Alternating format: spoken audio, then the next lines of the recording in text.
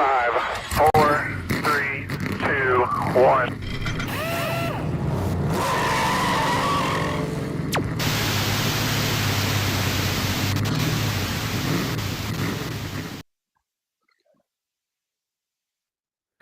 Good morning, good morning, good morning, good morning, everyone.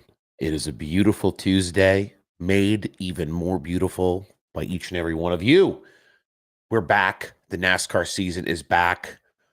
We're riding high on a Tuesday. We're going to get after it.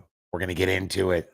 We're going to unpack it. We're going to repack it. Then we're going to unpack it again.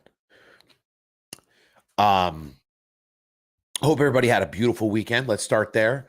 We are live here on the ATYL YouTube, Facebook, and Twitter accounts, as well as the SlideJobSal TikTok account. Thank you, Mac, for the follow. Yeah, we're locking in for what is going to be one of the most talked about seasons, I think, in recent memory. For many reasons. I'm not the first, I'm not the first horse to the trough on a lot of these topics. You may be paying attention to bigger media personalities and people in the sport, but I guarantee you're gonna have a lot more fun here. That's why we do it all live. So I'd love to start hearing people's thoughts in the chat. I have a full notes sheet this week. We can start combing through.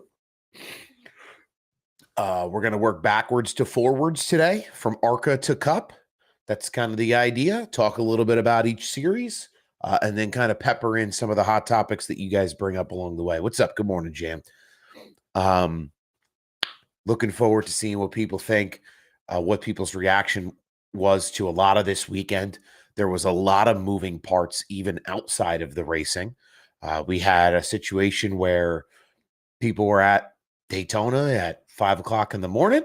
Shouts to Taylor. Long day for her and for everybody in the booth and for everybody all around the media landscape who was dealing with, a presidential appearance and a lot of different angles to what was happening over the course of the weekend. A lot of exciting stuff, though, which is fantastic. We saw some flips. We saw some hard pushing, some good racing. And we saw a guy who I think, in terms of the 500, I didn't expect him to win. So back-to-back babyface ninja William Byron is your 2025 Daytona 500 champion. Cars need more power and less aero. Well, I'll tell you what, I'd be surprised if you see that bottom fascia still on the car moving forward. Those cars, you see Ryan Preece pick himself up there in that accident. The bottom of that car just acts like a sail, and it's a situation where if it's not rectified, air's not passing through anything. It's just a big kite. And they said it on the broadcast, and we'll see if they choose to make changes. Big Duke Sim Racing in the chat on YouTube. Guys, you don't know about Big Duke. You better learn. All right? You're going to love everything Big Duke's cooking. Big Duke's doing the virtual race hub here on ATYL. Plus, he's just live on iRacing every single night. Yes, AP, you have found NASCAR Talk. This is it. We're here. This is the Splash and Dash Morning Show. If you're new to this corner of the talk, we're here every Tuesday morning talking a little NAS talk to get your day started. So, like I said, I have a rundown. And we can kind of cook through here and see how we did here. So I'm going to do my best to read. Big Duke is the original chill guy. The NASCAR 2025 season kicked off with an action-packed weekend at Daytona International Speedway, featuring intense competition across the ARCA Menards, Craftsman Truck, Xfinity, and Cup Series. From first-time winners to shocking wrecks and historic achievements. This weekend had a little bit of everything, so let's break it down. We'll start with the ARCA season opener, right? So this was a race that typically I wouldn't pay any mind to. I'm not a big ARCA guy. I don't know how many people are big ARCA specific fans anyway. But I did pay attention to this race for Cletus McFarland. And boy, was I not disappointed. What a great race. Adam, good morning, man. Yeah, we were just talking a little bit about some of the safety things that maybe the Cup Series might get after, potentially down the road here with that pre-wreck. Connor Hall in the chat, dropping some roses for us. Connor, thank you for being here, brother. I hope you had a beautiful weekend. I appreciate you stopping in here and dropping roses, no less. Not just saying, hey, hi, how are you? But dropping roses. Connor Hall, ladies and gentlemen. The Connor Hall. I love it. So we saw Brandon Butterbean Queen won the ARCA race at Daytona, the Ride the Dente 200. I still don't understand what Ride the Dente means. I don't know what that is. What is a dente? I hear dente and I think cooked level of pasta. Is it like a pasta deal at Chili's? I wouldn't get pasta at Chili's, so that can't be what it is. What is a dente? Somebody can explain it to me in the chat. Is that a Moza R5? That is a Moza R. What's the one up? 7.5, I believe. But no, I don't know what it is. 7, 9. Yeah, I have an R9, right? I forget. It's been so long since I've streamed myself racing. It's been a long time. Big Duke knows my own setup better than me. But no, Brendan Butterbean Queen. We know Butterbean from all over, kind of super late model racing. His relationship with Dale Earnhardt Jr. He got an Xfinity car as well last year.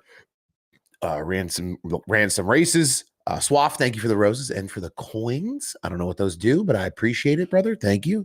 But yeah, Butterbean takes home the win. Just kind of avoiding, it says a well-executed strategy. I think the strategy for the ARCA race was really just to not crash. That seemed like it was really the flavor of the day. We saw a lot of interesting top 5 finishers, but William Sawalich finished second, which is no surprise to anyone. This is a driver who we know is very talented, is always, at the front of the competitive side of the field. So P2 for him doesn't surprise me. Jason Kitzmiller, LeVar Scott, and Helio Castroneves all rounded out the top 5. If you can believe that Helio had a top 5, because he crashed a lot this weekend. Helio found himself being crashed or crashing himself or being around crashes in general at Daytona. There was all that talk about the provisional and this and that and the other. And, they made it to the first wreck. They took out a handful. He was taken out along with a handful of other drivers in the 500, but he did score a top 5 in the ARCA series. The 4-time Indy 500 champion showed impressive adaptability in stock car racing, earning a top 5 finish. He did talk a lot about how different it was from open wheel racing, right? Where the cars move so much when they're in the pack, and it's giving you a hard time because you don't know where the car is pulling and moving as you're kind of giving the car in front of you. You're peeking out. You're doing a little peek. There's quite a few peekers this weekend. Let me get a little peek over here. The aerodynamics of the car change when you give it a little peek, or they give it a little peek. But Cletus, though, let's do some Cletus chat. For those of you who don't know who Cletus is, you should know. Cletus is the guy in the automotive, motorsports content creation space. He's been around forever. He's got 4 million YouTube subscriptions, I think. You know, this is America's bald eagle, Ricky Bobby hero. This is the man. He's one of us. He's who we need. Cap showed up exactly at the right time. You know, Cletus McFarland is what fans have cried for in terms of personalities and in terms of just passion and energy on the racetrack in this next gen era. We have a lot of great personalities in NASCAR. Not a lot of the time do they let them off the leash to show it. I cannot think of someone who has gotten out of the car at the Cup level and said that they felt like a bald eagle flying around the front stretch at Daytona. If there's something similar to that out there that I am unaware of, y'all can send it over my way. But I don't. This guy, we got to have him back. There's no way. So he ran this number 30 ARCA car along with some help from Max Pappas and from Greg Biffle. They were part of his crew to get this whole deal set up. He did not make the full race, unfortunately. He zagged when he should have zigged, I believe was the quote with Caitlin Vincey. I mean, this is my guy. This guy is me. He's you. He's all of us. If we really got the chance to get into a real deal race car, that's why I like him as much as I do. But yeah, he zagged when he should have zigged. He zigged when he should have zagged. Unfortunately, he got caught up in something, but that's what happens. Yeah, Amber Balkan. Yeah, she got a lot of hate on that one for taking out, for being involved in the incident with Cletus. I saw he had to release a statement for people to stop harassing her. But that's how super speedway racing goes, you know. Brayton Laster. Duke, tell us about your time at Brayton this weekend. I saw pictures of y'all together down there and having a pit party. He seems like the man, the pizza man. Oh, she got him twice. See, I didn't realize she got him twice. That'll do it. But no, it's this is not the last time you're going to see Cletus McFarland in NASCAR. They said if they could get the car fixed, they could see themselves taking it to Talladega. And I think this is the way guys come up. I hope they give this guy an opportunity to run a Daytona 500 at a Cup level. That's what I think this opportunity could be for him. I really do. And I don't think it's so far out of the realm of, plausibility. You got him running in the ARCA series. That means he's building toward his probationary or his provisional, however they classify that nowadays. So he's working through these licensing benchmarks that he needs. And then from here, obviously the last line of every conversation when, a driver goes to a team and asks for a ride is, what kind of money can you bring to the table? And I think for Cletus, it's a broader conversation, because it's not just what kind of money can you bring. It's what kind of, attention can you bring? He was sitting in the car under red, streaming his onboard to his YouTube channel for all of his fans and talking to them. So it's like, that is an opportunity like no other. If you're a brand or if you're a team, there's going to be so much energy around a driver like that. It blows my mind that other drivers at higher levels of motorsport in our sport don't take cues from these people like Cletus, because there's other creators out there too. And they're not engaged with their community or their fan base in the same way that Cletus can. And I get, they're race car drivers and Cletus is a content creator. That's fine, but you can be both. So it did a ton for ARCA. It did a ton for people who, hadn't ever heard of ARCA or NASCAR before. I think, you got 50,000 people on the hook now knowing about the ARCA series and knowing about Cletus running it and knowing about NASCAR and Daytona. And I think we kind of saw some other big personalities this weekend at the track, but I would wager to say that none of the other people at the track this weekend were as impactful to racing directly as Cletus was in that ARCA series. That is my maybe hot take, maybe cold take, however you see it, based on what you think of some of the other folks who decided to head on down to Florida this weekend. All right, that's my ARCA spiel. Let's move into the trucks.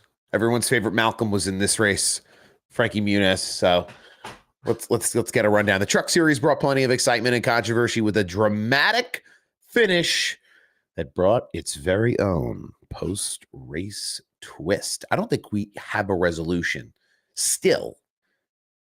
I think there's an appeal happening in the Truck Series. I tell you what, I felt physically ill when they decided to make the call that they made. So Parker Kligerman initially took the win, celebrating with his signature checkered flag plant. However, a post-race technical inspection found his truck below minimum height, leading to a disqualification. Corey Heim was declared the winner, earning his first Daytona victory in the 12th of his Truck Series career. Giovanni Ruggiero made a strong debut, finishing behind Heim, technically second. Ty Majeski secured a third-place finish after avoiding multiple wrecks and in some intense drafting and bumping. I mean, we see it throughout the series. The race ended under caution after a final lap crash, which isn't a super surprise to anyone. It certainly isn't to me in the Truck Series. Now, I was going to try to pull up the Truck Series highlights and play them here on the stream. I used to do this when I streamed iRacing all the time. I would sit here and we would watch the highlights sometimes. Yeah, and then Cletus. Oh, sorry. One more thing about Cletus, bro. A 35-minute vlog with 1.7 million views. This was a month ago. This guy was priming the pump. 3 days ago, he posts another vlog about NASCAR put me on probation. Here's why. Because you have to go through your probationary licensing phase. 1.8 million views on YouTube. It's insane. Okay. I only saw that because I'm scrolling through it to find some Truck Series highlights here. But the Truck Series, I guess you can't help but start with talking about Parker Kligerman, right? Minimum height. Landon Castle tweeted that if you don't wreck the car after the race, you can't win the race. If you finish the race with a clean car, they're gonna take it away from you. That's your punishment for racing clean at Daytona, is not making it through post-race tech. So you even saw in the Cup Series, you saw William Byron scuff the wall. Now people are putting their tinfoil hats on pretty tight. I don't know if there's any real meat on those bones to say, oh, he was trying to boof it so he could make tech. We know those Hendrick cars, they like to, kind of squeak around the rules a little, but some highlights that we can kind of pull up here in a short form kind of way for everyone this morning, and we'll see what everyone thinks. Let me pull it up here on the old hold on. This is my only major handicap doing the live stream, is running both live platforms at the same time.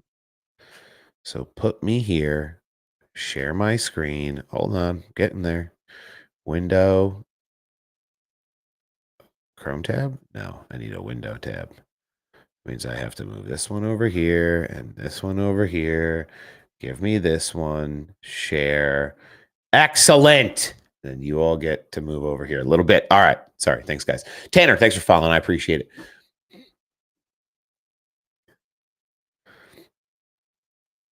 For whatever it's worth, I was told from very reliable officers it was low, low. Oh, so this was not like accidental low, potentially. This was potentially deliberate low.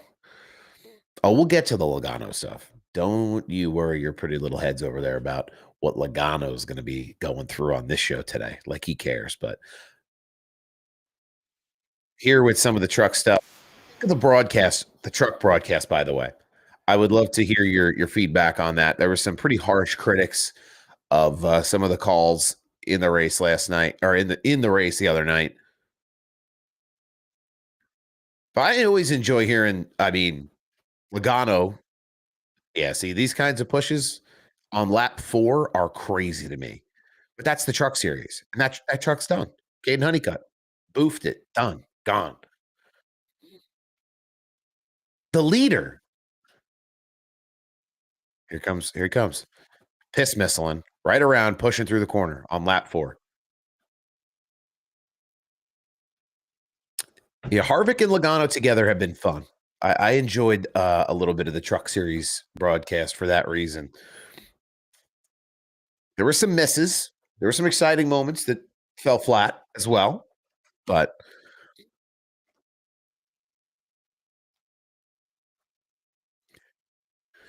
I loved seeing guys like let's see, where was he?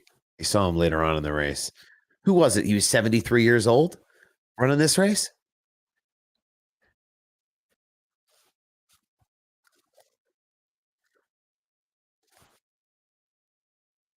Where was it? Timmy Hill, Norm Benning, bro.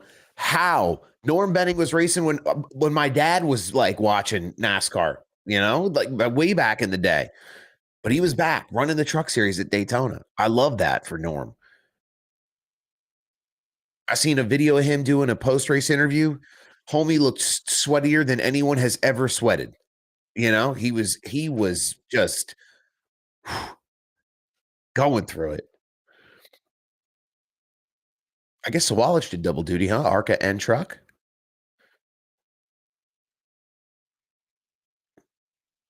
So yeah, I guess you're right. Jason in the TikTok chat has a good point. I mean, one wreck in the first stage, nothing of note in the second stage, really. I was there last year and I froze my ass off the whole night because there was like 11 cautions. We left in time. We left the track, drove an hour, got home, and they were still racing. And here we go. We got Heim and Hemrick up at the front now. This is where you start to see the moves forward for Kligerman, who qualified not really at the front. He was near the rear. That 19 truck is going to be so fast this year. Gives us a good kind of pulse to see who the suspects are going to be this year in terms of speed, right? Who's in that 26 now in the truck series? Hold on. This kind of helps me get reacquainted a lot of the time too. 26 is the Rackley War truck. I don't remember who's driving it.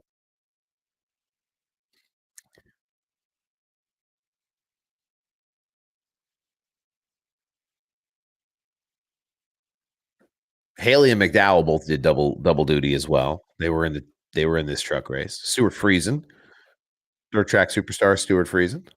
Oh, that's next. That's next. I can't wait to talk about Xfinity too. That was a fun race.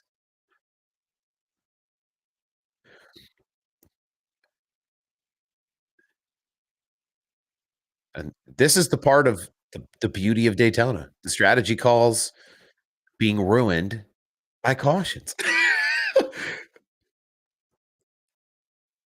It's like last year when all the Toyotas tried to get together. Somebody's always got to boof it, and it never works out. This one was a single spinner, just bumping it off of just pushing it too hard through 3 or through the exit of 4. Dawson Sutton, okay. Rackley War is one of those teams that operates, I think, outside of the Charlotte metro area. That was DiBenedetto was running in that truck for a while. Fairly certain. I think Ty Dillon was in that truck for a minute. Seen some big names go in and out, but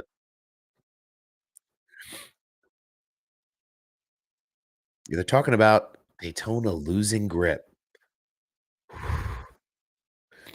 Only got a couple more years, so you hear people screaming about repaving Daytona. Well, wait. I'll say it here first publicly, but people are going to start talking about it.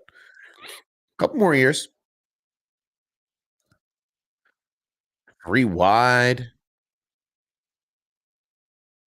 Oh, and now we got to watch a commercial. We love the commercials. I'm not bougie for the YouTube premium. It's not for me. Sorry, YouTube. In this economy, please, let me tell you. There we go.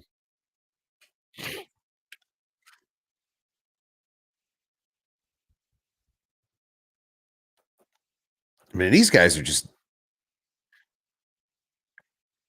Oh man, that 19 had a wiggle and a half on them right there, and just big pushes, big pushes. It's just so hard to avoid any kind of issue, right? Because once you're packed in, there's nowhere to go. There's truly you have no opportunity to pull out of a move that might not be working out.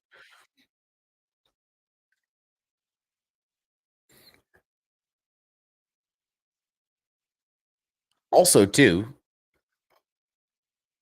the 5 truck, Tony Breidinger, did not make it through this wreck either. I think she has more combined social followers than NASCAR as a sanctioning body. You can correct me if I'm wrong on that, but I think her and Haley Deegan are the most followed NASCAR drivers on the grid. Wonder how that could happen. Boys, come on, let's calm it down. Um,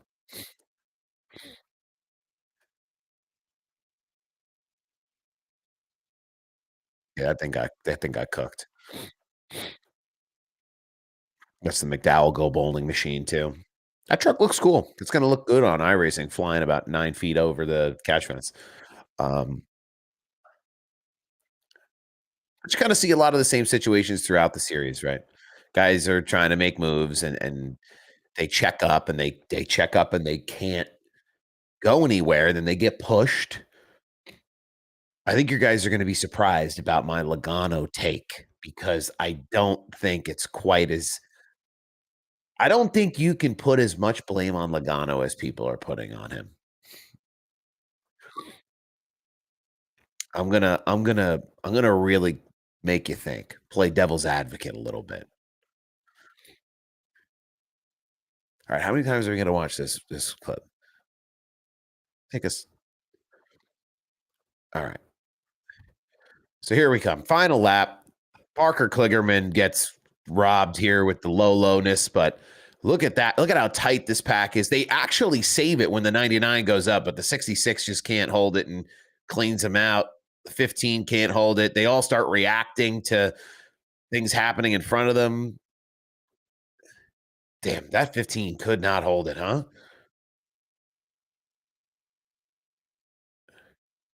And they throw the caution here, which is something to talk about because they did throw it on Sunday night. And I'm not saying they should have thrown it on Sunday night. I'm saying they should have some more consistency in officiating, which I don't think is wrong. They actually have a podcast this year. The sanctioning body has a podcast where you can listen to everything why they decided to do things the way they decided to do them, the whole rigmarole. So you can go back and listen to a NASCAR comms officials discuss why they hit the button at a certain time or whatever. All right, we're going to pull up the Xfinity highlights. This is where we get This is where we get a little more into the mix. Before we start talking about Stenhouse and Logano and Cole Custer, I thought he made some. I have not listened to Actions Detrimental yet. I usually try to listen to that before I do this live. I came out late yesterday. I wasn't around. It was President's Day. Usually, I try to listen to that show to get kind of a good frame of space from from a driver who's doing long form content, because there's not a lot of active drivers doing them. But yeah, they were. I noticed Cole Custer and Denny Hamlin on the last couple of laps. They were lining up next to each other. They were just door banging each other. I thought Denny was going to drive through him. I thought Denny was going to wreck him before Custer wrecked him. But just door banging one another to kind of slow each other down on the backstretch, and you could smell it was going to be crazy. RCR pure dominance in Xfinity 2025. It truly could be an RCR's year in Xfinity.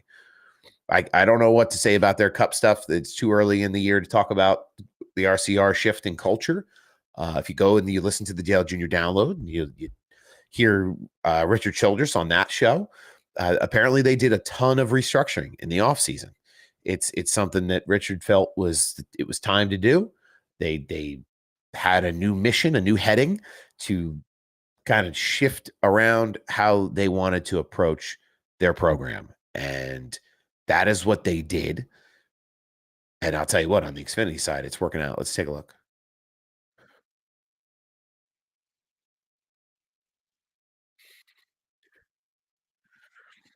This was the first CW broadcast, by the way, on Xfinity. So let me know. Did you enjoy the vertical, or I'm sorry, the horizontal graphics at the bottom of the screen? I thought the horizontal CW graphics were a home run. Whoever's putting this broadcast together did a great job.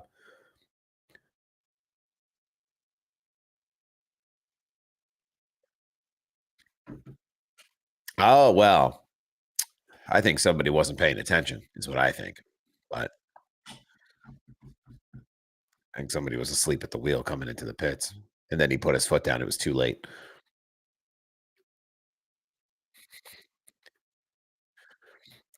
Yeah, this is going to be the case all weekend. What you see right there, guys just getting a little squirrely and then just checking up into each other and causing a mess.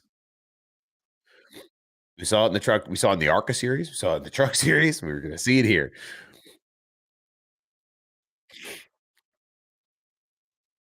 Our friend of the stream, Daniel Dye. Sorry about your weekend, Daniel. I saw Daniel was out at the WWE show last night. Hopefully, the homie Big Matty Cox was able to come out and meet you. It looks like everybody was having fun at that show in Charlotte last night. Good timing on WWE's part, not on accident, I'm sure. But yeah, this wreck took out quite a bit. By the way, Harrison Burton Xfinity era, I'm here for it.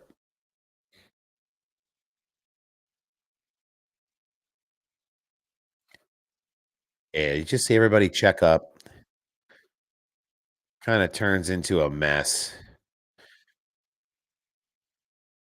And there's, lo and behold, who's in second place. They change the number on the side of the car every year, but it's still a P2. Naturally, Austin Hill. I love seeing Alfredo run up front. That program has come a long way. He's shifted over to he shifted teams, I believe. He's not with our motorsports anymore. He's someplace else. But that car looks much faster, the 42.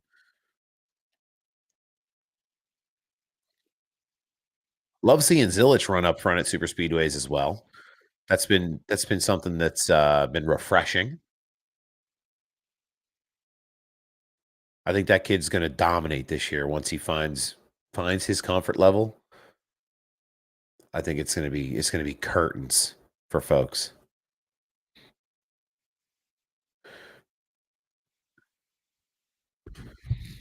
And there he is up at the front, Harrison Burton. I think it's going to be a good year for Harrison Burton too, based on what I've seen this weekend. Plus, I love that car, that Dead On Tools car. It's a good looking machine.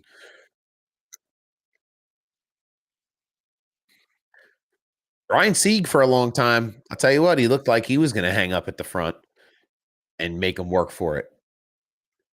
My heart goes out to him after that Texas business last year where he what did he lose by a one 10,000th of a second or something. Wanted to see what Corey Heim could do in a 2311 car, but excited to see. You might still get that chance down the road.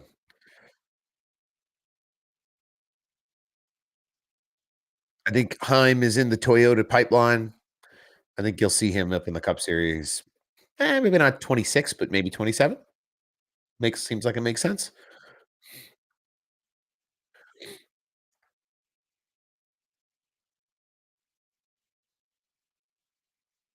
Loved hearing them talk about Ryan Truex on the broadcast.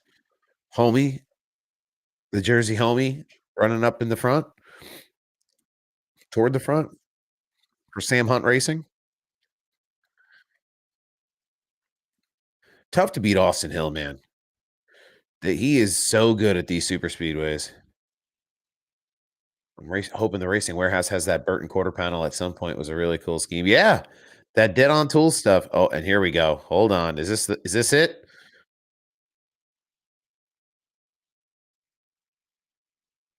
Maybe it's later.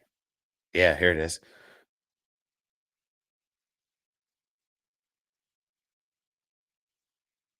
What a mess.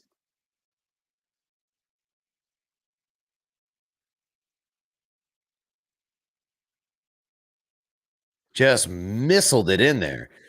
I don't even know. All right, so somebody asked in here before, right? Somebody asked. Just want your no take on the whole pit road miscom incident. Two different stories don't add up.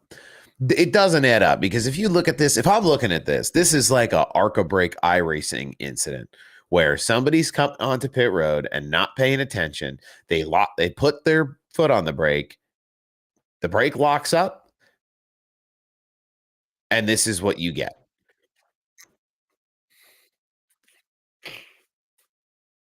To me, I don't know how they'll give this guy an Xfinity license, but they told Matt Tift that he can't be reconsidered to run in the Xfinity series until 2031.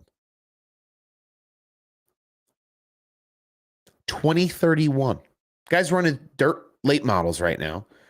He's running all kinds of cars outside of NASCAR. This guy's look at this. Missiling it on pit road. And you're going to tell me this guy should be racing? Crazy. I don't think there's a mechanical failure there. I really do think it's a situation where he's pulling up, not paying attention, and by the time he pulls his eyes up, it's too late. Lock the brakes through the field into the back of this 91 car. Josh Bilecki.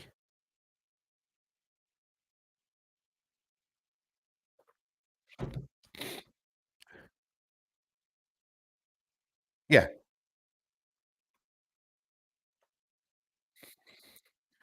He didn't hit the brakes.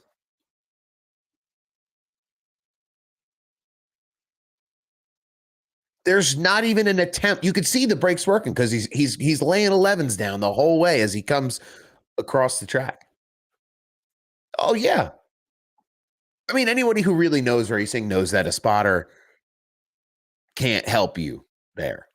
It's in the driver's hands, solely in the driver's hands.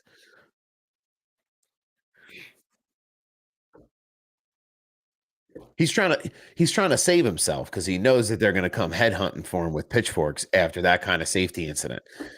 They could try to revoke his creds, which they should. I mean, to me, you can't do things like that. It's not really an acceptable way to be racing coming on pit road. I get off my horse.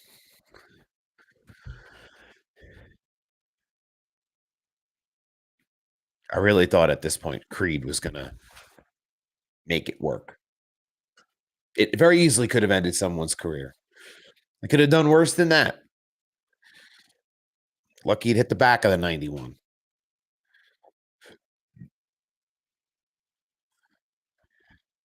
The teammates there, the 41 of the double O, just We saw those Fords fast in the Cup Series. They were fast here too, but not faster than Jesse Love. Taylor Gray running a good race too. And that 54 for Joe Gibbs.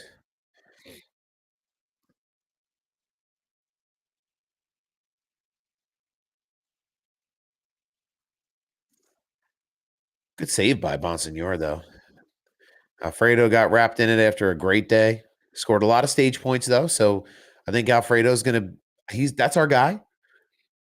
We stand for Alfredo. But Bonsignor, he's another Northeast guy. We love him too. Yeah, that's rough.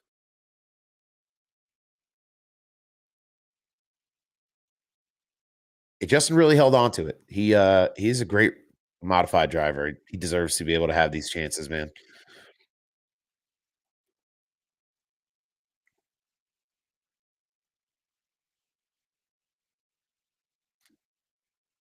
Now I was doing birthday cake at the end of this race, so I'm getting refreshed just as much as y'all are here.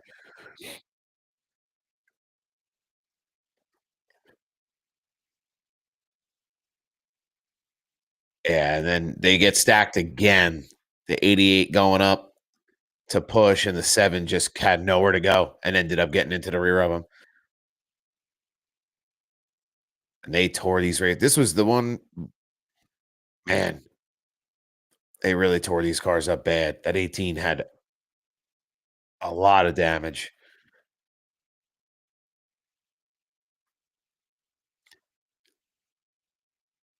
And again, you see those 2 cars, those Haas cars on the bottom, and he puts them on the dash there because you know if he don't get ahead of those Fords, it's curtains.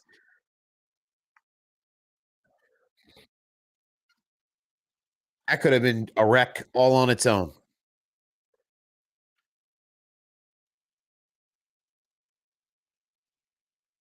And then, yep, this is the one Josh Williams goes up in the air too.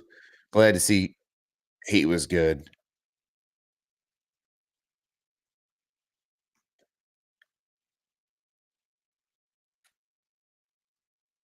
This all this caution business too is getting a little tiresome. I will say that.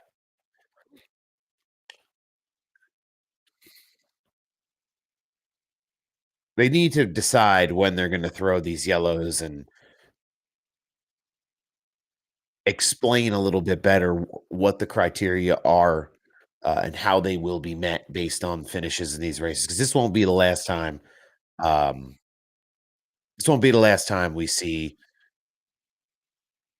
races where it's like, "Oh, this won't be the last time we see it, the situation arise where they're gonna hit the button." I noticed a difference in a lot of hood shearing in ARCA trucks and Xfinity, raised high hoods. What kind of aerodynamic benefit does that provide? That's the only caution on the white that made sense. The dual in the trucks made no, the one in the dual made no sense. They just wanted to rob Eric Jones, I think, of all the joy in his life in NASCAR.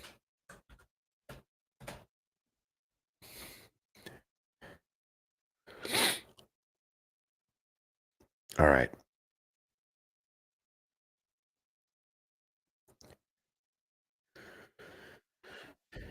It's a design change by the manufacturers, or it's something that the teams are doing to try to get a little bit better performance out of the cars.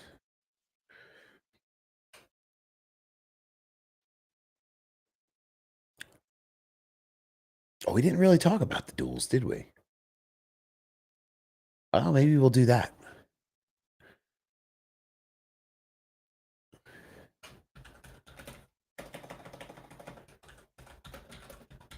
I forgot all about the duels. That was it feels like a week ago. Because it kind of was a week ago. I don't need this super extended version, but this was the first time to talk about the duels before we get into the cup, the 500. But that 19 car looked scary fast. This in the duels. Um, I'm going to kind of scrub ahead. Saw Zane Smith get the flat tire there. There was nothing too nefarious going on beside that kind of issue that he ran into. We needed Truex, Johnson, Allgaier, McLeod, um, Yaley, Castroneves. There was like 9 open cars this year, which was crazy. I'll tell you what, you talk about RCR dominance in Xfinity. These RCR cars looked really fast at Daytona too. They just put a lot into their super speedway packages, and it shows. They always have a strong showing. Daytona, Atlanta, Talladega, always, always, always.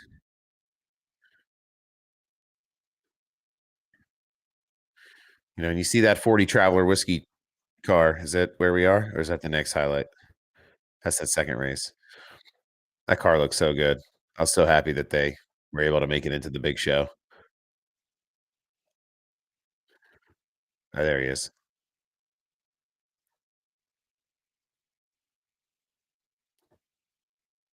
They couldn't quite make it in on time in the duels.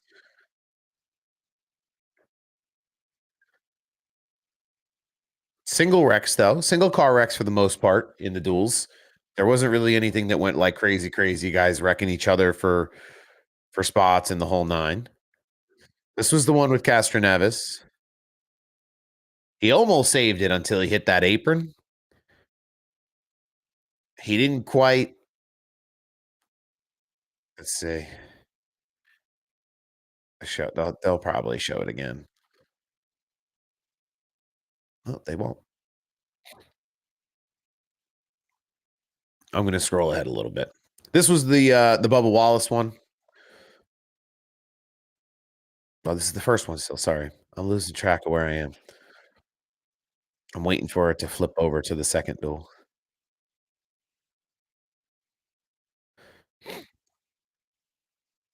It's the very end. There you go. Wallace, Byron, Dillon, Chastain, Reddick, Allmendinger was the final finish there of the first duel.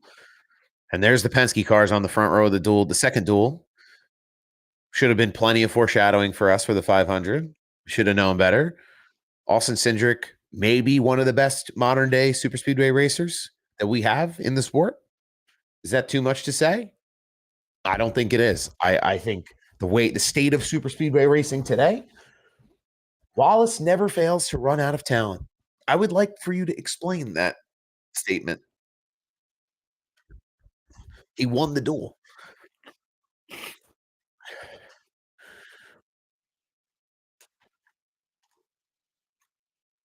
Yes, the state of super speedway racing is changing. I tweeted something late on Sunday night and then I deleted it. Because I thought I was going to get grilled about like the luster of super speedway racing. But no, Cindric, absolutely. I was no Cindric fan for a long time. I thought he was kind of riding daddy's coattails, but he has certainly proven himself, at least in this racing discipline, to be quite dominant. Really, I love the 2 car though. I like seeing that car run up front. Tell you who surprised me this weekend was Corey LaJoy. That car looked really fast. Using his kid's college fund to fund the rides that he's having this year. That's a good investment right there, if you ask me. Christopher Busher from Prosper, Texas. Woo! Oh, there you go.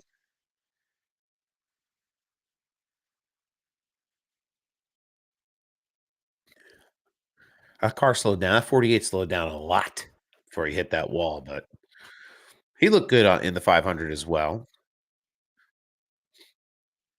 I thought the 6 looked good in the 500, just not enough, not quite enough speed. God, my nose is always clogged when I do this in the morning. I think it was between Cindric and Logano. After they fixed up what Logano's deal was with that debris on the throttle body or whatever it was, he was unstoppable. Kudos to his crew, regardless of the incident and what people think of him as a driver. His crew busted their humps on pit road to make that car as fast as it was and keep it as fast as it was. They changed ECUs, they did all kinds of work. Here we go. This is the controversy. Here comes Eric Jones. Big push from Busher. Look at these boys moving. Eric Jones, a wheel man. Come on.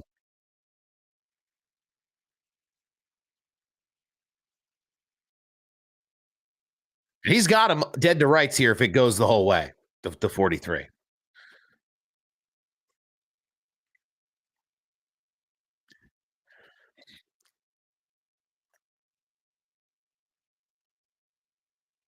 There's Alfredo getting in that one, a bunch of guys.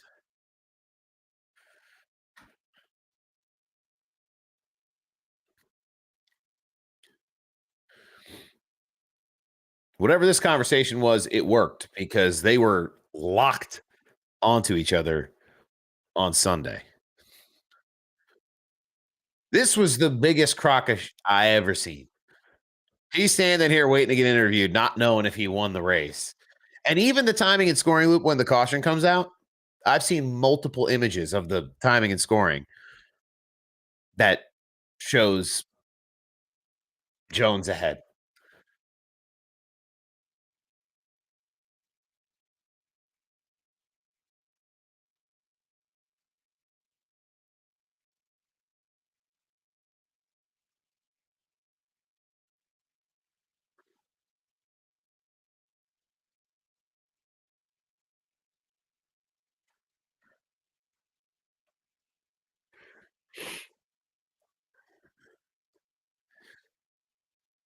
They robbed him. They robbed him.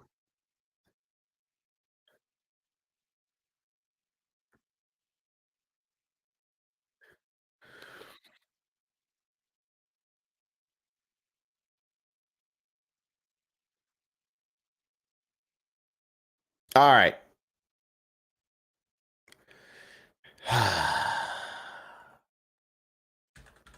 And here we go.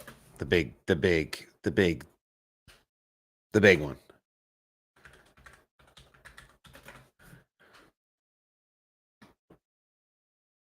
Now we know kind of the gist of these incidents and what we're going to kind of dive into, but I'm excited to go through with y'all and go nice and slow. We're still, it's only 8 o'clock. We got a whole hour to dissect and kind of go back and hash over it all. So kind of amazing NASCAR doesn't have better camera angles on segments ahead of the finish line. You would think that there would be some kind of improved technology after all the really tight finishes we had last year. Doesn't seem like they're, I know there's electronic like sensors in the front bumpers there, and that's how they keep track of some of it. But I mean, maybe I can find it. Hold on.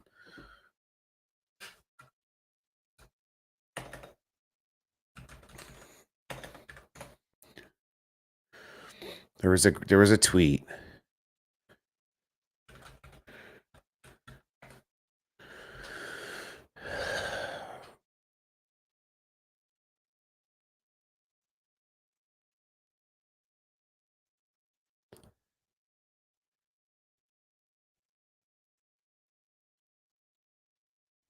Yeah, this one right here. So this is the image that I saw that, if people on Twitter can pull this kind of image up, I don't really understand. Like, this is slowed down and super slow-mo for when the caution comes out. They're showing you this frame, this panel in particular, which you can't see on the screen there very well, but they're showing you this panel in particular saved on the screen grab on the broadcast. And that's kind of the way it went. Now, is it a huge deal ultimately? No, it's not. It's a dual race. But it is a huge deal for the momentum of a team that is coming off of a year that left a lot to be desired in legacy, in a year where I think legacy is going to have a big push. They were one of my teams to watch in my season preview that I did a couple weeks back. I think the 43 and the 42 are going to have big years. We saw Jimmy Johnson have a big performance in this 500. I tell you what, they let him keep running up at the front like that. You ain't never going to get rid of him. He's just going to keep on running that 84, which is good. I'm a fan. So, but they seem like they got a lot of support this year just to start on super speedways. I think that's the place that a lot of these teams that are starting to make their trek up are doing it. They're building that super speedway program. They know that they have chances to win, and then kind of morphing into that intermediate space, and then the short track space is usually the toughest one to crack that nut. But this was the image that I saw on Twitter, and just kind of wild.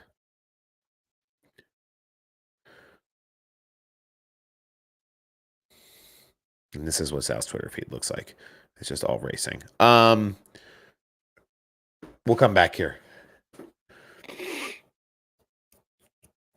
I've seen Jimmy beat Hamlin too much. I can't go back. I think Hamlin's in the better situation this time around.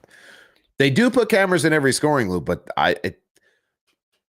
there's really not a ton of explanation on how they utilize them or what it's because it's not the same as the broadcast camera.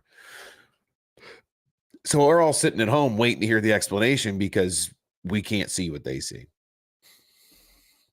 Appreciate everybody stopping in this morning here. We're just about an hour. This is when I like to take a little pulse check. We're just about an hour into our Splash and Dash morning show here on the ATYL YouTube, Facebook, Twitter, the SlideJobSal TikTok account.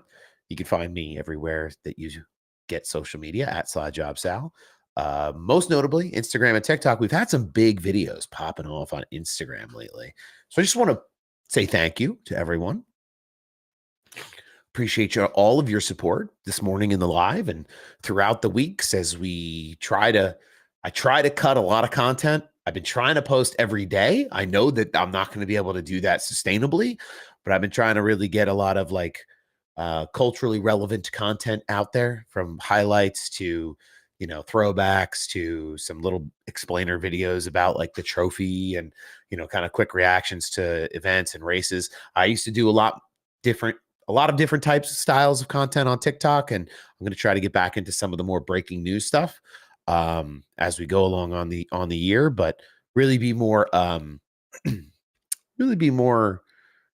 focused on the events that I want to cover versus just covering a broad array of events. So appreciate everybody following along and just kind of utilizing me as their news or their entertainment source, infotainment source for a lot of this stuff.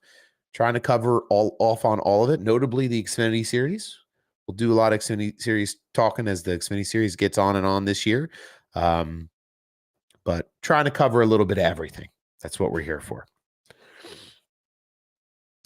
Speaking of everything, here we go. This one was everything for all the marbles. We had a presidential appearance. We had Anthony Mackie as the Grand Marshal. The Rizzler was on pit road.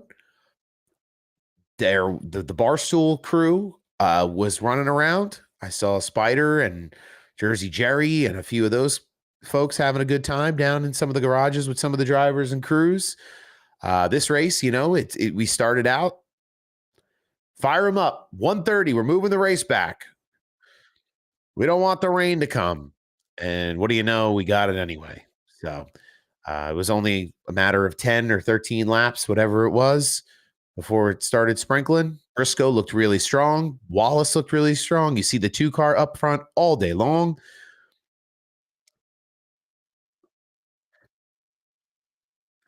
A little bit of foreshadowing with that camera shot. We love it. I really, for a long time, thought that Bubba Wallace was going to win this race.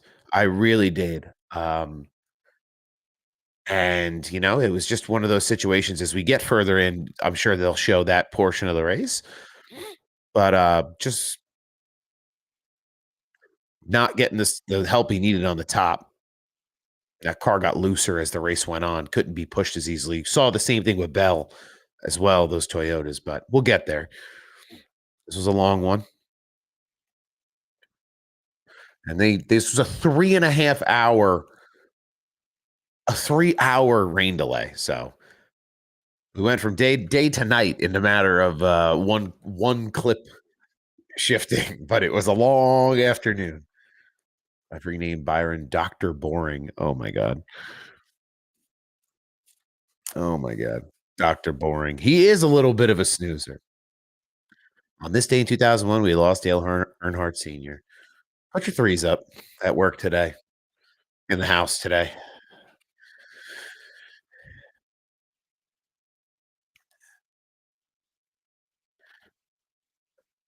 And we see these guys starting to, oh,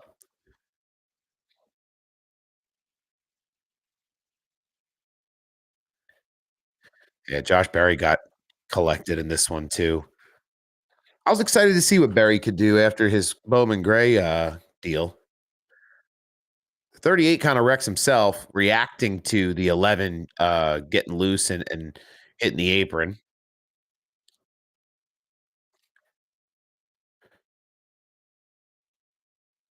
Just a push from the 11 to the 1. And he just checks up a little bit. And Hamlin had an exciting day.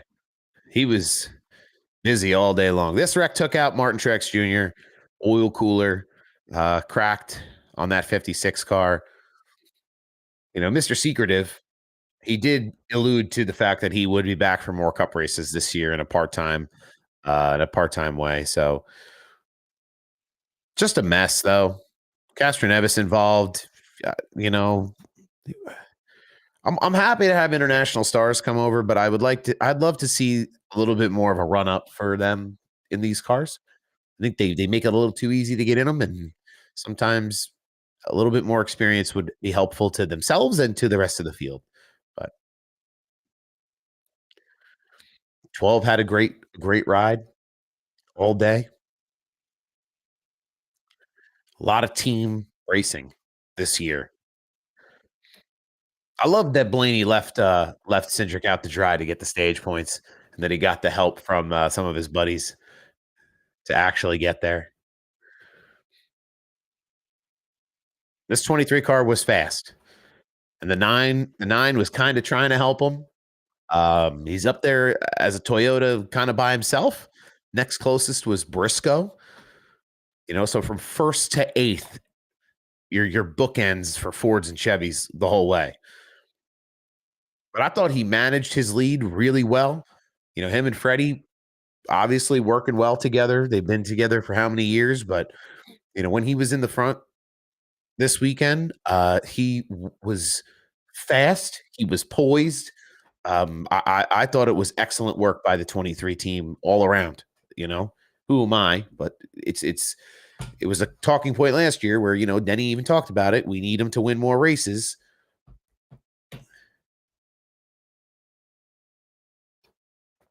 But I was very impressed with what I saw from Bubba.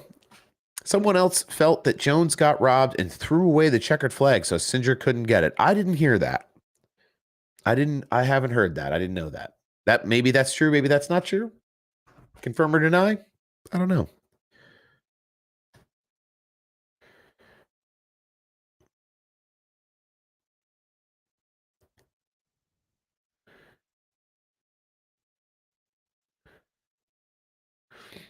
Blaney wins in Atlanta. I am sure that Jones kept the check good, and he should have. Honestly, he should.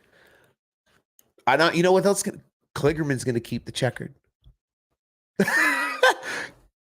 But here we go. Back to the 500 highlight. And these races will be a good indicator for Atlanta, because Atlanta is like a super speedway now. A little different.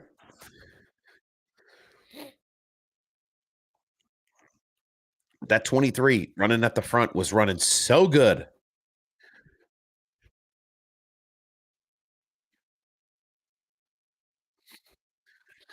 And you see the Penske boys and the Hendrick boys getting themselves in a line here. And it was at this point you had to realize that eventually Bubba was going to get shuffled, because when, you know, there's still 34 to go at this stage, but you know that those guys are going to push their teammates to the front. You got no, you know, manufacturer alliances here. You just have maybe some friends, Chase and Bubba are friends. I'm sure Byron is kind of friendly with these guys up at the front. Maybe not the 12.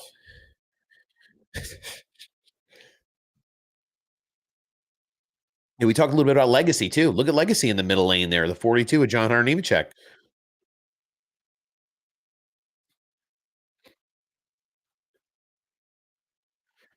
So I'm waiting for this for there. Here we go. This is the one. All right. Put your thinking caps on, kids. We're gonna talk about this wreck, and I'm gonna give you some insight. And you tell me I'm wrong. Now, for me, let's see. Can I playback speed? Can I crank it down to 0.5? Now, for me, there are obviously three formed lines here. You see that here: the 42, the 4, and the 8. The 22 is in the middle lane. Well, let's go back. Let's see if they can cut here. So where they cut to this, they show that the 22 is in the middle lane. Now he came down from the top. The 47 sees him moving to the bottom moving closer to the bottom to position himself to attempt to get behind the 12. That was the idea. The 2, the 12, the 22 all lined up on the bottom. Now, the lethal combination of the 01, the 47, and the 42 would have been something to see, kids. So I cannot for the life of me understand why Ricky was so adamant about having this position. And no, he comes down, he cuts his nose off the first time. That's about the only time you can get away with it. Now, people are already going to throw their hands up in the air right here. And they're going to say, well, Logano should get out of the gas. He does get out of the gas. He burps the throttle a couple of times. Understanding, though, we all need to understand, I need to understand it, that there's this line of cars behind him. The more he checks up, the more likely it is that he's going to get spun. So he's looking to make that hole work, because if he backs up anymore, the 4 is going to end up, look at where the 4 is sitting on him right here, right? The 4 sitting on him, that's not a squared up push. So, and Stenhouse, instead of feeling that initial contact, I think Stenhouse is in the better position to help this not happen. I think if Stenhouse would have come up out of that move and slung himself back up to the high line, obviously might not have got the run you wanted, but at least you're not going to wreck yourself and have to field out of the race. And that's simply what happens. Like the 4 is trying to get in this low line with him. And the 47, to me, this is the 47. You want me to be really honest with you? I think the 22 can try to back up as much as he wants. But ultimately, the 4 is there, the 43 is there, the 41 is there. These guys are in a line. They are ready to go. They're not going to give Logano the chance to check up any more than I think he did. And the 47 just clears himself and comes down and takes out the field.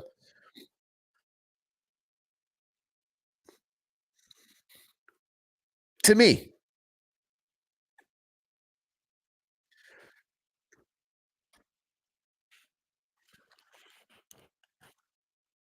people are going to back that video up and they're going to say Logano didn't have to make the move to the bottom. And that's a very legitimate point as well. He didn't. He could have avoided it in that way as well.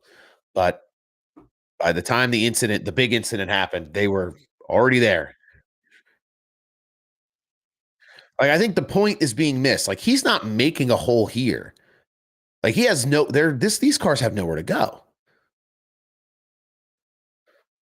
The 47 was at the top. Like, he could have filled this hole right here. I don't understand why he didn't. And then he shits his pants because he realizes he's going to get sucked back 4 wide, and he just turns himself down to push his way where Logano already was. And I'm no Logano defender typically. So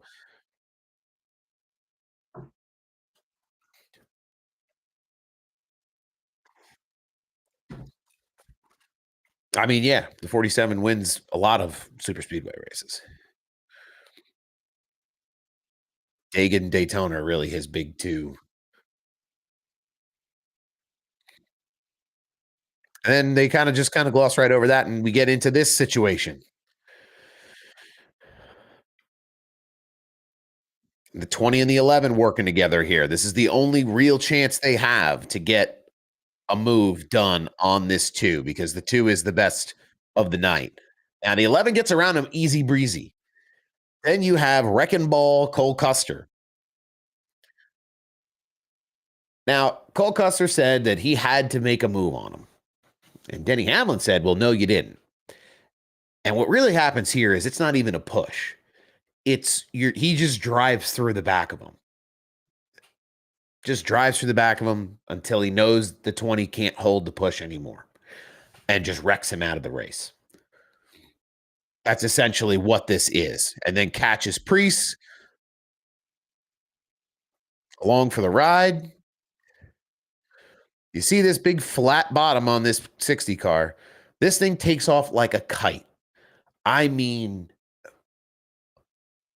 I have never seen something quite like this. But I want to take a minute to look at the bottom of this car. I'm sure you've all seen it. Those of you who are familiar with this style of racing at the Cup level, these flat aero packages on the bottom here are designed to generate downforce with the flat bottom. Something similar was done back in the day in F1, added more grip, added more whatever. Now, what the problem with this is you have a high downforce, low horsepower package. People complain about the racing. That's part of the conversation. In terms of safety, these cars are not the downforce generated by these pieces is supposed to keep the car sucked to the ground all along. But when they do get in the air, like now, it's a nightmare because the air has nowhere to go. They take off like a piece of plywood in the wind. If you've never seen that happen, watch a parking lot full of innocent bystanders run if a piece of plywood gets loose at a Home Depot, because it is a disaster. And that's exactly what this is right here. And it's going to get to a point where they're going to have to make some significant safety changes or some kind of change to this aero package to avoid this kind of wreck. Now, there's a few benefits to getting rid of this flat fascia. I'm calling it a fascia. I like that word. It reminds me of like focaccia, like the bread. And I love a good hot toasty focaccia. Air cannot travel through any part of the car. And it's almost creating like a pressurized zone inside the car. They were talking about that. Why didn't the flaps open? Well, as the car is turning sideways, there's pressure building. And the air's not flowing through and letting the vents pop up or letting the flaps pop up.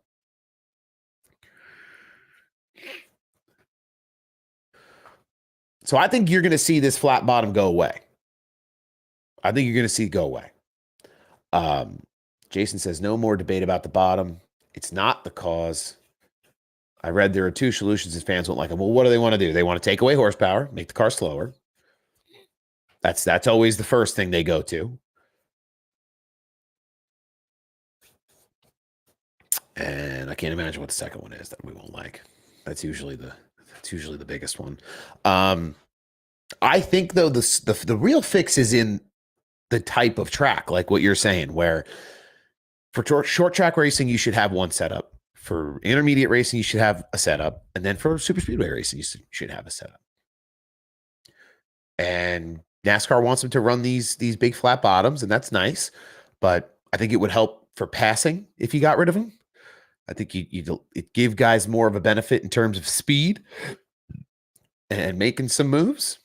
But I tell you what, you wouldn't see much of this anymore if there was the ability. These cars had the ability to take on more air and let air pass through them. Slow them down to 150 or 130 and no more racing at Daytona or Dega. Well, that's just, I don't see how that would even happen.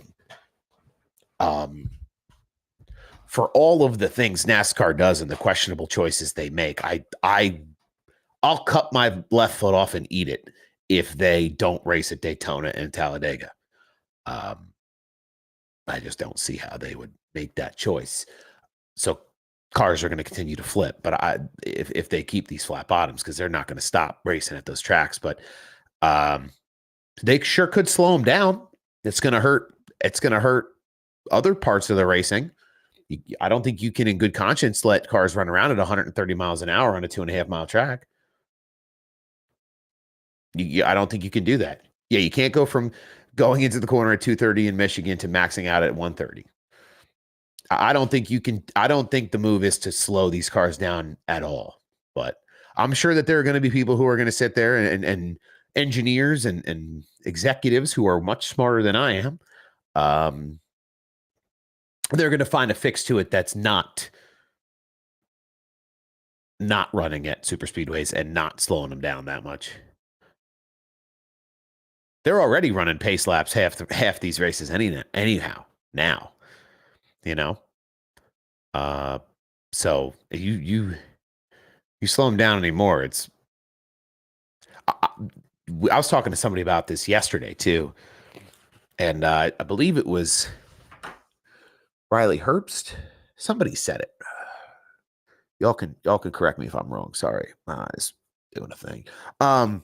That these races are really just 65 lap races. There's no that's when the intensity picks up, is at the end. They're fuel saving the whole time, waiting to get wrecked. And then, okay, congratulations, you made it to the last 60.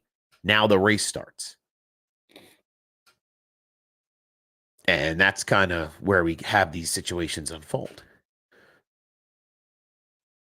But we saw Priest take off. It was very frightening.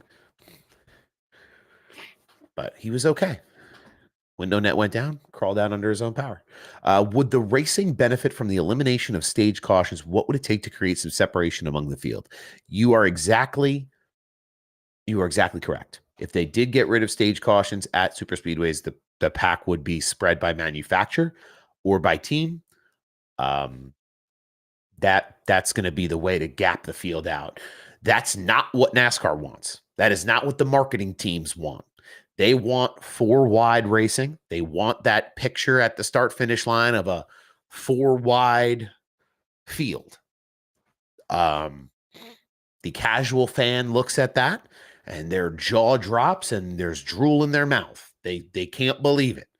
Meanwhile, for those of us who have watched since the early 2000s, we are more aware of the fact that these cars used to run in the 230s, 2 and 3 wide. Not the way that they run now, where it's kind of for a marketing or a photo op. It is cool. I do think it's cool to see them run 4 wide, but it's the same conversation people had last year. It's not cool to have cars run 4 wide at 50% throttle. Maybe I'm turning into a little bit of an old man, but that's just me. I think there's parts of the sport, I think you should make it where guys are running flat out the whole time. We talk about competition effort, 100% competitiveness at 100% of the time. Not I understand fuel saving is part of strategy, but there has to be a healthier middle ground. But I do think, if you eliminated stage cautions at super speedways, yes, it would gap the field out, but it would be tough to get a super, super competitive race at the end unless there was a late caution to re-rack the field. Because they're going to be all over the place by the time they get to the final, 10 or 15 laps.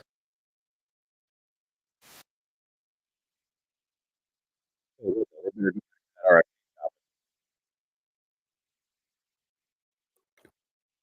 Give those car builders a real slap on the back for putting one together that held up like that. All right. So what kicks all this off is the 41 pushing the 20. The 41 is not being pushed by the 48. There's no pressure in the back here for him. And you see the 20 starts to wiggle. Can't hold the push. 20 wiggles. No longer a square push. Just keeps on driving through him. 41 could have checked up a little bit, had the room, unlike the Logano incident. He's got room here to burp it just as a hair, to let that 20 stay in it and not get sideways. Chooses not to do that.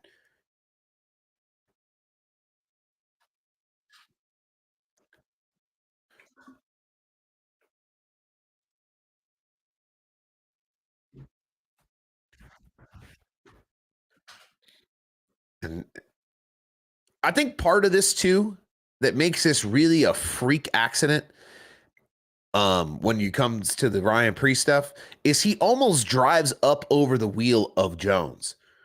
And that's I think what gets him up in the air, right? Initially. And then it's curtains because the air's just got nowhere to go but onto the bottom of the car. Almost didn't blow over. It was close for a second. It almost wanted to come back down. Right there, I was looking at it and I was like, oh, you just prayed that the weight of the front. I mean, maybe if he doesn't get into Jones's bed, he doesn't go up as high. Oh, yeah. Yeah, he's already going up.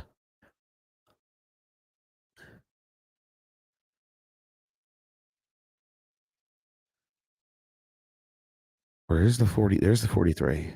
The way the 20 hits him, the 60 hits the 20. The 20's kind of like caddy cornered up to him, right? And that just kind of pops him up in the air. Like a bottle opener almost. And then the 43 being there, he almost caught him with the car, but I don't know, man. We'll get to the end of this one. Riley Herbst saves it big time here. Keeps the caution from coming out. Having this caution light at the bottom of the screen is disgusting to me. I hate that that's what we have to do every time we come to one of these tracks. But the 11 dead to rights should have won this race. And the 41 said, hold on, I got to make a left. I got to make a left. I got to. Left is the way we go, right? And he just squeezes the 11 until there's nothing left to be squeezed.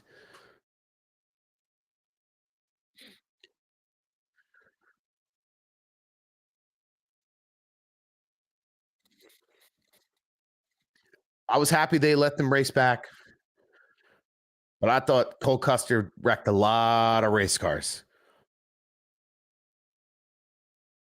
this weekend.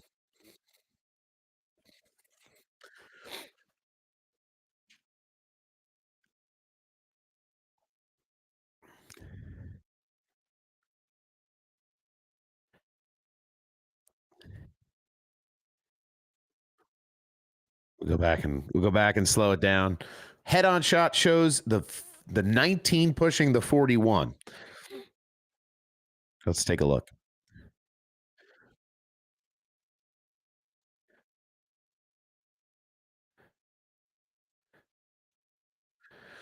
I mean, there you see the 19 push the 41. The 41 jumps up to the outside, but then the 19 stays behind the 11.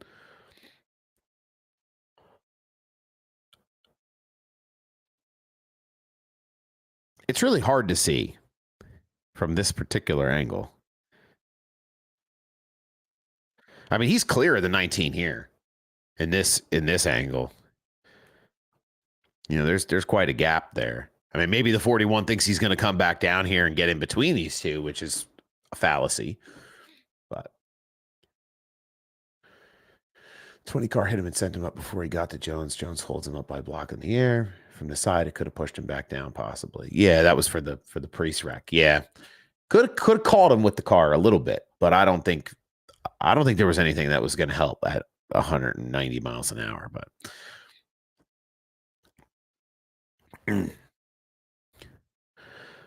but I don't know. So you got Briscoe clear of him here.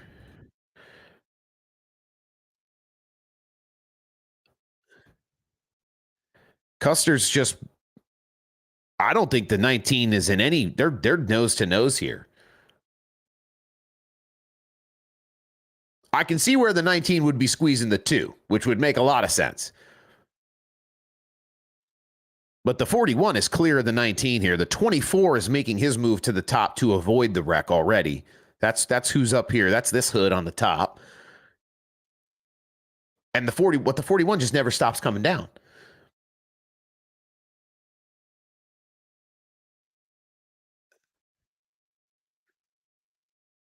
Maybe there's a better angle of it somewhere. I'm sure there is, but the 41 should have just drag race back to the. He could have potentially won that race. I know you want to be with your teammate, but if you can't be, you go where you can be in the best position to win. Also, Mike, Joe, and Clint Boyer need to have a conversation because they're talking over each other, calling the final lap of the race here, coming back to the checkered, and they got to do something there. William Byron, though, your winner, Daytona 500, back-to-back, the babyface ninja. Youngest driver in history of the Daytona 500 to do it. He beats Jeff Gordon 20 years to the day, I believe. He's 4 months younger than Jeff Gordon was when he won his first back-to-back 500s. So I wish he did have a little more pizzazz, William Byron, but he seems like a force of nature, this kid. He knows how to be in the right places at the right times, him and Rudy Fugle and that whole team. Jeff Gordon was there. I know Mr. H flew home, but you get this incredible lineup here of Byron, Reddick, Johnson, Briscoe, Nemechek, Busher, Bowman, Blaney. Blaney comes back to finish 7th, I believe. They scored him. You get Cindric, you get Allgaier with a top 10 for Junior Motorsports. A lot of talk about Junior Motorsports coming back and running another Cup race. That's in some capacity, somehow, some way. We'll see how that plays out. I mean, they're excited in the car.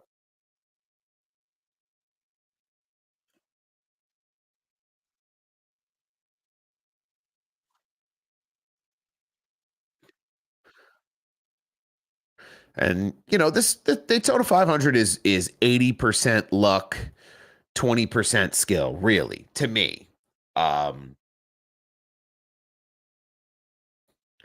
You have to come prepared with the fastest machines and just hope that yours is the one that survives the longest. That's really what it plays into.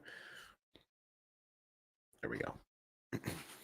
Oh, actually, that was a mistake because I am going to pull up the Wordle pretty soon. We're going to do the Wordle. It's 8:30. But I think what I'm going to do now is we're going to look forward. We're going to look forward a little bit. Now that Byron is our 2-time Daytona 500 champion. One more thing I will say about the 500 before we start looking at the schedule for the rest of the year here.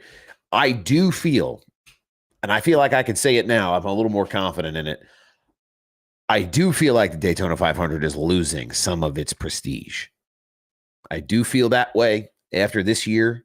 I thought the duels were really competitive. To me, I was more entertained by the duels than I was the whole 500 collectively.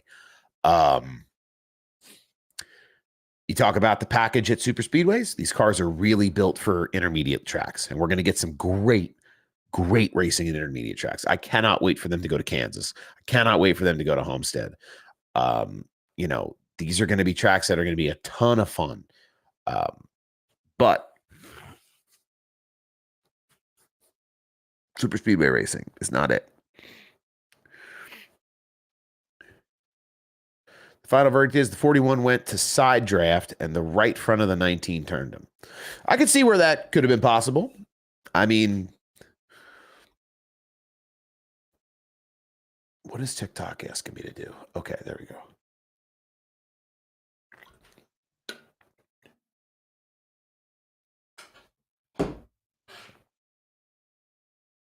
The 41 had already been beaten and banging on the 11 kind of as they were racing in those final laps. So I could see where the aggressive pushes start to happen, and the side drafting becomes side dooring a little bit.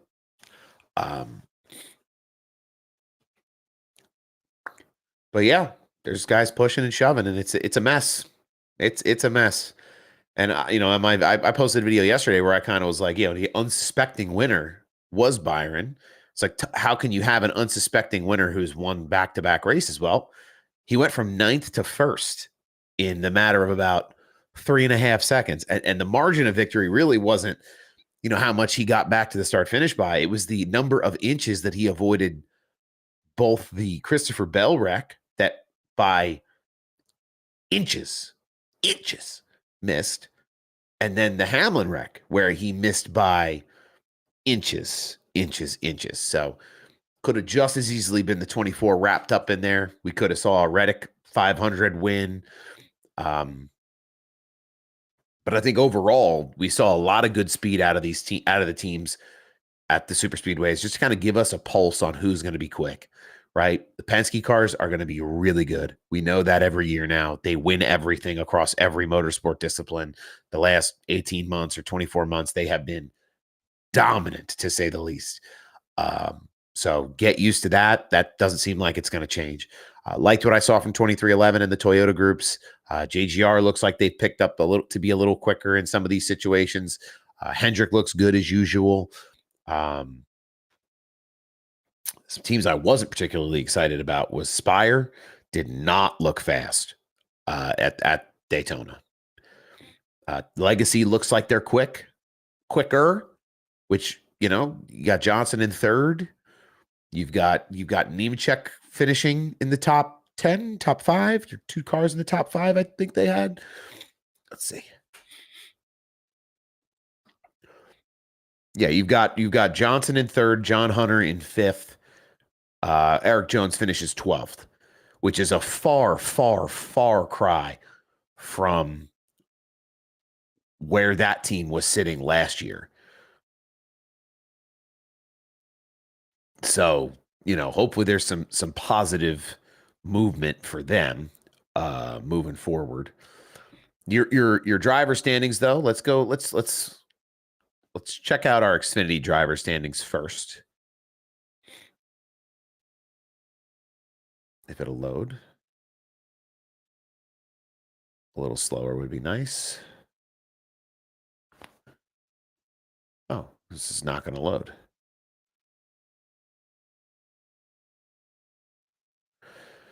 For the love of God.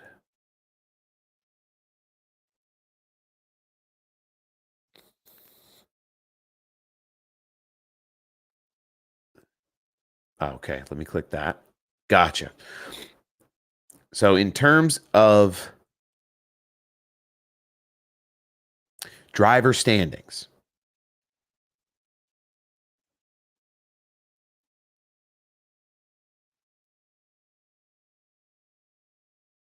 how do they figure this is the way this is? Okay. Sheldon Creed leads these points in the Xfinity Series, 51. Jesse Love has 42. Dean Thompson with 38. Taylor Gray with 37. Sam Mayer with 35. Carson Quapple with 33.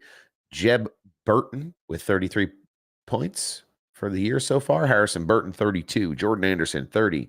Justin Allgaier with 30 points. And Jeremy Clements. That's your top 11. That will change, I would imagine, fairly drastically as time goes on in the Xfinity Series. Haas, RCR, JGR, those are going to be teams. Junior Motorsports, they're defending champion with Allgaier. That'll be something to watch throughout the year. So that's kind of a quick little rundown of the points. I have a little car zooming back and forth. Okay, great. And for the Cup side, you have Penske leading the charge here. Ryan Blaney with 51 points. William Byron with 50. Austin Cindric with 48. Tyler Reddick with 44 points. Bowman 42. Buescher 40. Eric Jones. This is the fun part, right? 7, 8, and 9 in driver standings. Eric Jones has 40 points. Jimmy Johnson has 34. John Hunter has 34. And then finally, to round it out, Chase Briscoe has round out the top 10 in driver standings, it's Briscoe with 33. But all three of these legacy drivers are in the top 10 in points after the first race. They're also in, 7th, 8th, and 9th in terms of owner points. So I would love to hear the rumors pick up of Jimmy doing more full-time racing, do more races. He's only supposed to do Daytona and Charlotte. Imagine he comes back and does more than that because he's got the points to support it. That would be crazy. Mr. Bill France Sr. would roll over in his grave. That's the worst racing I've seen at Daytona in a long, long time. They took NASCAR Cup racing and made some of the sorriest racing. I think a lot of people feel that way. I think a lot of people feel like it really wasn't what we thought it would be. I enjoyed it. It was entertaining. I thought it was very entertaining racing, especially with the calamity ensuing. That's always something that people look forward to. There was some great strategy, some great teamwork at the front. Ultimately, guys, they run out of time, they get impatient, and there's just not enough racetrack to accommodate all these guys wanting to make their own space. So we get what we get in the end. We've been begging for more horsepower for years, but not in these cars. The old cars with more horsepower. They're never going to give you more horsepower. It's just not going to happen. I hope that it happens. I hope I can sit here one day and be like, oh my God, I was so dumb to think they would never give these cars more horsepower. But it's really something that they've circled the wagon on so many times now. And, the engine builders know that these cars can handle more horsepower, but that doesn't seem to be something that they're ready to actually make a change on. So, yeah, we were talking about that a little earlier where, for me, especially as a fan, hearing it from Riley Herbst is a big deal, right? Because he's a full-time Cup Series driver. For him to come out and say, like, these races might as well be 65 laps, you have to hear that at NASCAR and think, like, we have to do something. There's obviously there's something that needs to be fiddled with here. But I guess they don't feel that way. To me, I thought the duels were more entertaining than the full length 500 this year. For me, party of one. From somebody watching it at home on TV. Now, I'm sure if I was at the race, I would have loved every minute of the 500 the whole time, because being at the track is a different experience than watching on television. But majority of folks are watching on television, so that's kind of who gets the preferential. The broadcast gets preferential treatment of what the product really looks like versus what it looks like in person.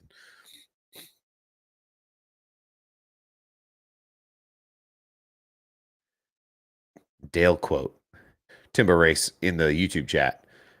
Dale quote from 2000 at the Daytona 500. NASCAR has been doing their best to turn this event from a race into a high-speed monster truck show.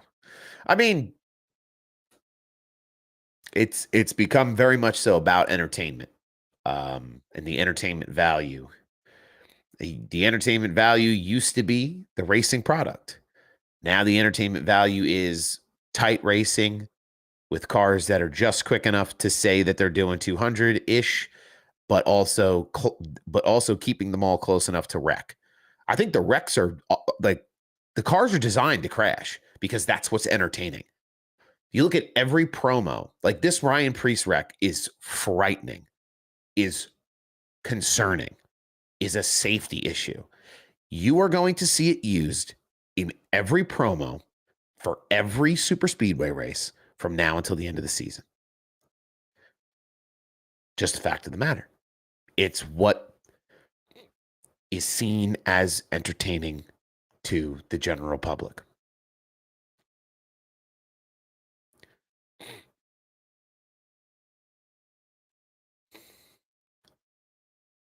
It's a different time. My daughter requested to watch 500 finishes last night. Watched 2000 to 2012. Those finishes were the best cars leading and not wrecking the majority of those finishes. Yeah. And people complained about like the 2-car tandems. I would take that back over kind of what we have now, to be honest with you. because you get guys who in these cars, you have like I put a lot of blame on guys for, okay, like you're wrecking here and you're driving down and you're getting pushed and they have to make they're backed into a corner. They have to make those moves and those wrecks happen because of that desperation to make a move. Because if you are by yourself, you can't drive around a car at a super speedway. If you don't have help from behind, you're done. You're a sitting duck. You do not have the ability to put your foot down and go in these cars. So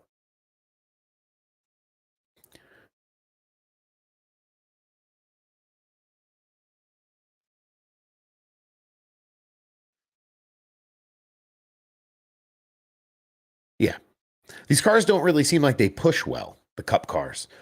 That's why I think, like, for me this year, the focus is turned to Xfinity because I think the Xfinity cars, I think they give a more entertaining product in the end. My question is always, what happens if you took all the Cup drivers and stuffed them into Xfinity cars? What would that racing look like? I'd be curious to see what that looks like.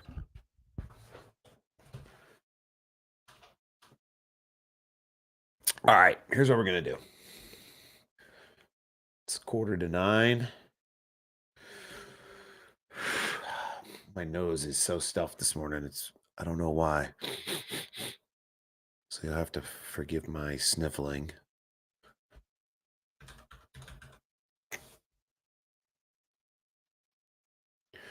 Yeah, Daytona's done. We're on to Atlanta. Now, this race last year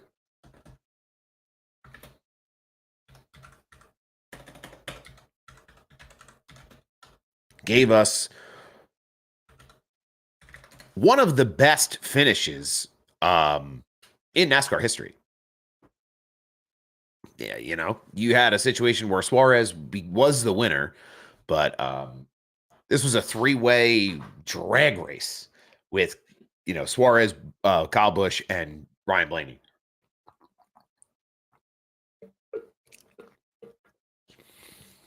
Daniel Suarez won the Better Health 400 NASCAR Cup Series race at Atlanta Motor Speedway. In a thrilling three-wide photo finish, the margin of victory was 3/1000ths of a second, right? Tenths, hundredths, thousandths off the decimal, right? 3/1000ths. Then it's tenths, hundreds, 1000ths. Okay. I'm going to grill that into my brain this year. The third closest finish in NASCAR history. The win was his first of the year and his first Atlanta win and second career win. Blaney and Busch finished in P2 and P3.